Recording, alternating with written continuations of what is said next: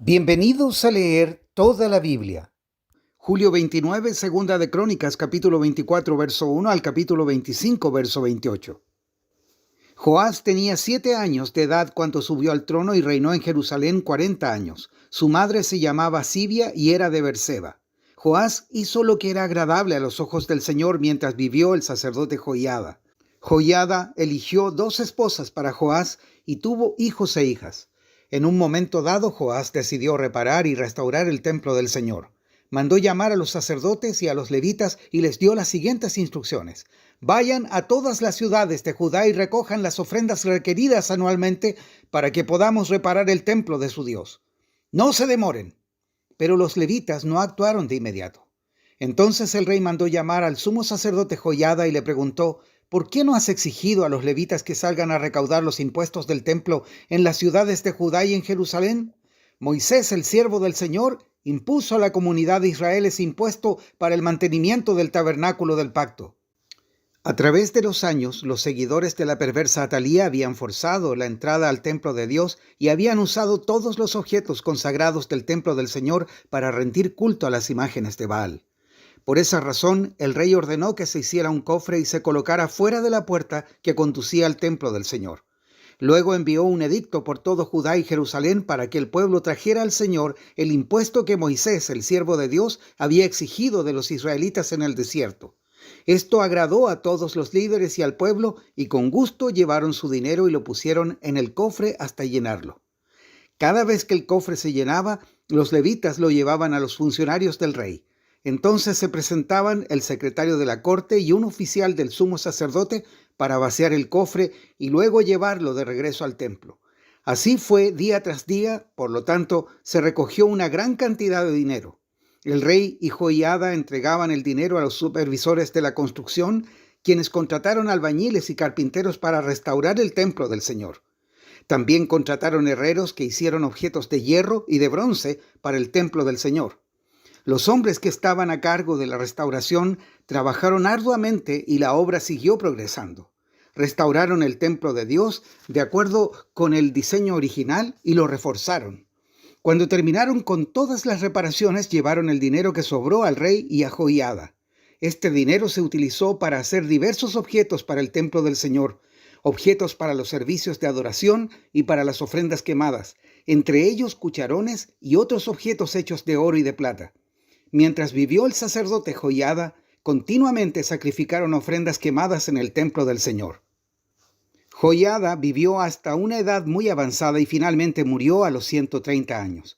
Lo enterraron con los reyes en la ciudad de David porque había hecho mucho bien en Israel para Dios y su templo. Después de la muerte de Joiada, los líderes de Judá fueron y se inclinaron ante el rey Joás y lo persuadieron para que escuchara sus consejos. Decidieron abandonar el templo del Señor, Dios de sus antepasados, y en cambio rindieron culto a ídolos y a los postes dedicados a la diosa Acera. A causa de este pecado, el enojo divino cayó sobre Judá y Jerusalén. Sin embargo, el Señor envió profetas para que el pueblo se volviera a él. Los profetas advirtieron al pueblo, pero aún así ellos no quisieron escuchar. Entonces el Espíritu de Dios vino sobre Zacarías, hijo de Joiada el sacerdote. Se puso de pie delante del pueblo y dijo: «Esto dice Dios, ¿por qué desobedecen los mandatos del Señor e impiden su propia prosperidad? Ustedes han abandonado al Señor y ahora Él los ha abandonado a ustedes». Entonces los líderes tramaron matar a Zacarías y el rey Joás ordenó que lo mataran a pedradas en el atrio del templo del Señor. Así fue como el rey Joás pagó a Joiada por su lealtad. Mató a su hijo. Las últimas palabras de Zacarías al morir fueron: «Que el Señor vea lo que ellos hacen y vengue mi muerte». En la primavera de ese año, el ejército arameo marchó contra Joás. Invadieron a Judá y a Jerusalén y mataron a todos los líderes de la nación. Luego enviaron todo el botín a su rey en Damasco. Aunque los arameos atacaron con solo un ejército pequeño, el Señor los ayudó a vencer al ejército mucho más grande de Judá. El pueblo de Judá había abandonado al Señor, Dios de sus antepasados, y por ello se llevó a cabo juicio sobre Joás. Los arameos se retiraron y dejaron a Joás gravemente herido, pero sus propios oficiales conspiraron para matarlo por haber asesinado al hijo de Joiada, el sacerdote. Lo asesinaron mientras estaba en su cama. Luego lo enterraron en la ciudad de David, pero no en el cementerio de los reyes. Los asesinos eran Josacar, hijo de una mujer amonita llamada Simeat, y Josabad, hijo de una mujer moabita llamada Somer. El relato sobre los hijos de Joás, las profecías acerca de él y el registro de la restauración del templo de Dios están escritos en el comentario sobre el libro de los reyes. Su hijo Amasías lo sucedió en el trono. Amasías tenía 25 años cuando subió al trono y reinó en Jerusalén 29 años. Su madre se llamaba Joadín y era de Jerusalén. Amasías hizo lo que era agradable a los ojos del Señor, pero no de todo corazón. Cuando Amasías se afianzó en el trono, ejecutó a los oficiales que habían asesinado a su padre. Sin embargo, no mató a los hijos de los asesinos porque obedeció el mandato del Señor que Moisés había escrito en el libro de la ley. Los padres no tienen que morir por los pecados de sus hijos, ni los hijos deben morir por los pecados de sus padres. Los que merezcan la muerte serán ejecutados por sus propios delitos. Después Amasías organizó el ejército y designó generales y capitanes para todo Judá y Benjamín. Hizo un censo y descubrió que tenía un ejército de 300,000 soldados selectos, hombres de 20 años o más, todos entrenados en el uso de la lanza y el escudo. También pagó alrededor de 3,400 kilos de plata para contratar de Israel 100,000 hombres de guerra con experiencia. Entonces un hombre de Dios se presentó ante él y le dijo: «Su Majestad, no contrate tropas de Israel porque el Señor no está con Israel. Él no ayudará a esa gente de Efraín. Si usted permite que ellos vayan a la batalla junto con sus tropas, ustedes serán derrotados por el enemigo sin importar que tan bien peleen. Dios los derribará porque Él tiene el poder para ayudarlos o para hacerlos tropezar». Amasías le preguntó al hombre de Dios: «¿Pero qué de toda esa plata que pagué para contratar al ejército de Israel?». El hombre de Dios contestó: «El Señor puede darle a usted mucho más que eso». Así que Amasías dio de baja a las tropas que había contratado y las envió de regreso a Efraín. En consecuencia se enojaron con Judá y regresaron enfurecidos a sus casas. Luego Amasías se armó de valor y dirigió a su ejército al Valle de la Sal, donde mataron a 10,000 soldados edomitas de Seir. Capturaron a otros 10,000, los llevaron hasta el borde de un precipicio y desde allí los despeñaron. Al caer sobre las rocas abajo se hicieron pedazos. Mientras tanto, las tropas contratadas que Amasías había enviado de regreso hicieron incursiones en varias ciudades de Judá entre Samaria y Bet-Orón. Mataron a 3,000 personas y se llevaron un gran botín. Cuando el rey Amasías regresó de masacrar a los edomitas, trajo consigo los ídolos que le había quitado a la gente de Seir. Los puso como sus propios dioses, se inclinó ante ellos y les ofreció sacrificios. Esto hizo enojar mucho al Señor, quien le envió un profeta para que le preguntara: «¿Por qué acudes a dioses que ni siquiera pudieron salvar a su propio pueblo de tu mano?». Pero el rey lo interrumpió y le dijo: «¿Desde cuándo te nombré consejero del rey? Cállate antes de que te mande matar». El profeta no insistió más, pero hizo esta advertencia: «Yo sé que Dios ha decidido destruirte porque has hecho esto y te negaste a aceptar mi consejo». Después de consultar con sus consejeros, el rey Amasías de Judá envió a Joás, rey de Israel, hijo de Joacás y nieto de Jehú, el siguiente desafío: «Ven y enfréntate conmigo en batalla».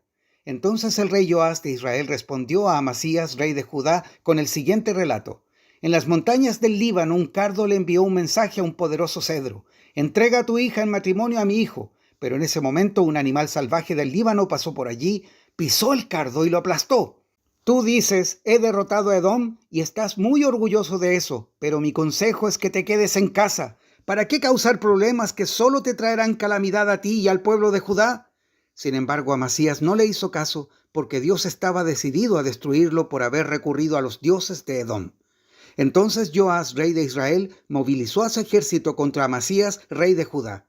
Los dos ejércitos se pusieron en pie de guerra en Bet-Semes, en Judá. El ejército de Israel venció de manera aplastante a Judá y sus soldados se dispersaron y huyeron a sus casas.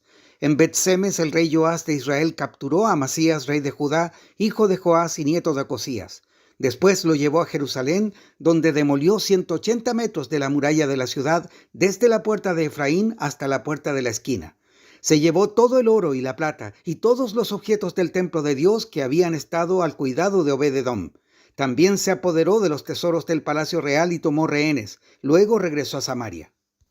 Amasías, rey de Judá, vivió 15 años más después de la muerte del rey Joás de Israel. Los demás acontecimientos del reinado de Amasías, desde el principio hasta el fin, están registrados en el libro de los reyes de Judá y de Israel.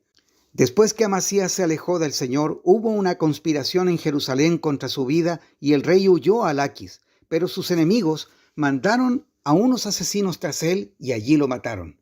Llevaron su cuerpo sobre un caballo y lo enterraron con sus antepasados en la ciudad de David. Romanos capítulo 12 versos 1 al 21. Por lo tanto, amados hermanos, les ruego que entreguen su cuerpo a Dios por todo lo que Él ha hecho a favor de ustedes. Que sea un sacrificio vivo y santo, la clase de sacrificio que a Él le agrada. Esa es la verdadera forma de adorarlo. No imiten las conductas ni las costumbres de este mundo, más bien dejen que Dios los transforme en personas nuevas al cambiarles la manera de pensar. Entonces aprenderán a conocer la voluntad de Dios para ustedes, la cual es buena, agradable y perfecta. Basado en el privilegio y la autoridad que Dios me ha dado, le advierto a cada uno de ustedes lo siguiente: ninguno se crea mejor de lo que realmente es. Sean realistas al evaluarse a ustedes mismos. Háganlo según la medida de fe que Dios les haya dado. Así como nuestro cuerpo tiene muchas partes y cada parte tiene una función específica, el cuerpo de Cristo también. Nosotros somos las diversas partes de un solo cuerpo y nos pertenecemos unos a otros. Dios en su gracia nos ha dado dones diferentes para hacer bien determinadas cosas. Por lo tanto, si Dios te dio la capacidad de profetizar, habla con toda la fe que Dios te haya concedido. Si tu don es servir a otros, sírvelos bien. Si eres maestro, enseña bien. Si tu don consiste en animar a otros, anímalos. Si tu don es dar, hazlo con generosidad. Si Dios te ha dado la capacidad de liderar, toma la responsabilidad en serio. Y si tienes el don de mostrar bondad a otros, hazlo con gusto. No finjan amar a los demás. Ámenlos de verdad. Aborrezcan lo malo. Aférrense a lo bueno. Ámense unos a otros con un afecto genuino y deleítense al honrarse mutuamente. No sean nunca perezosos, más bien trabajen con esmero y sirvan al Señor con entusiasmo. Alégrense por la esperanza segura que tenemos. Tengan paciencia en las dificultades y sigan orando. Estén listos para ayudar a los hijos de Dios cuando pasen necesidad. Estén siempre dispuestos a brindar hospitalidad. Bendigan a quienes los persiguen. No los maldigan, sino pídanle a Dios en oración que los bendiga. Alégrense con los que están alegres y lloren con los que lloran. Vivan en armonía unos con otros. No sean tan orgullosos como para no disfrutar de la compañía de la gente común. Y no piensen que lo saben todo. Nunca devuelvan a nadie mal por mal. Compórtense de tal manera que todo el mundo vea que ustedes son personas honradas. Hagan todo lo posible por vivir en paz con todos. Queridos amigos, nunca tomen venganza. Dejen que se encargue la justa ira de Dios, pues dicen las Escrituras: yo tomaré venganza, yo les pagaré lo que se merecen, dice el Señor. En cambio, si tus enemigos tienen hambre, dales de comer. Si tienen sed, dales de beber. Al hacer eso, amontonarás carbones encendidos de vergüenza sobre su cabeza. No dejen que el mal los venza, más bien venzan el mal haciendo el bien. Salmos 22, versos 19 al 31. Oh Señor, no te quedes lejos. Tú eres mi fuerza. Ven pronto en mi auxilio. Sálvame de la espada, libra mi preciosa vida de estos perros. Arrebátame de las fauces del león y de los cuernos de estos bueyes salvajes. Anunciaré tu nombre a mis hermanos, entre tu pueblo reunido te alabaré. Alaben al Señor todos los que le temen. Hónrenlo, descendientes de Jacob. Muéstrenle reverencia, descendientes de Israel, pues no ha pasado por alto ni ha tenido en menos el sufrimiento de los necesitados. No les dio la espalda, sino que ha escuchado sus gritos de auxilio. Te alabaré en la gran asamblea, cumpliré mis promesas en presencia de los que te adoran. Los pobres comerán y quedarán satisfechos. Todos los que buscan al Señor lo alabarán. Se alegrará el corazón con gozo eterno. Toda la tierra reconocerá al Señor y regresará a Él. Todas las familias de las naciones se inclinarán ante Él, pues el poder de la realeza pertenece al Señor. Él gobierna todas las naciones. Que los ricos de la tierra hagan fiesta y adoren. Inclínense ante Él todos los mortales, aquellos cuya vida terminará como polvo. Nuestros hijos también lo servirán. Las generaciones futuras oirán de las maravillas del Señor. A los que aún no han nacido les contarán de sus actos de justicia. Ellos oirán de todo lo que Él ha hecho. Proverbios 20, versos 8 al 10. Cuando el rey se sienta a juzgar en el tribunal, analiza todas las pruebas y separa lo malo de lo bueno. ¿Quién puede decir: he limpiado mi corazón, soy puro y estoy libre de pecado?